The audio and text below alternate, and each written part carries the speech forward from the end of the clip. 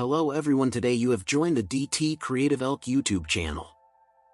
How to download and install Microsoft Visual C in Windows 11 and 10. If you find this useful, then please consider subscribing and liking the video. So for some apps to be installed and go and work, you need to go and have Visual C installed. So let's go and get it. Otherwise you can't go and use those apps.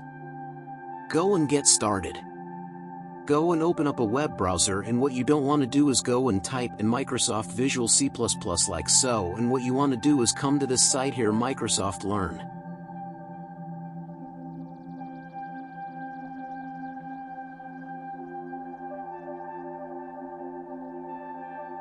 Now what you need to do is go and scroll down until you can see the downloads. Here you can see there's a few different options to find out which option you need. Click on Search at the bottom of your computer and click on System Information. Find System Type. You can see I've got an x64 system, so I can go and get this bottom option here. Go and click on it, and it will download. Now what we need to do is go and locate it to open up your File Explorer. Click on Downloads on the left, and you can then go and run the application. You'll go and get this pop up, and you need to click on Install.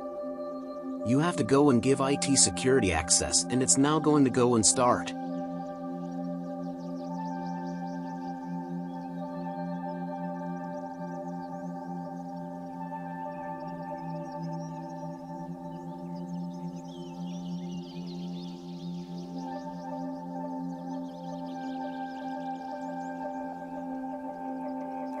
All you need to do is wait and like that the setup has been successful. Now what you need to do is go and restart your computer before you can use the software, so and click on Restart, and you can go to a restart, or you can press close and go and restart it later.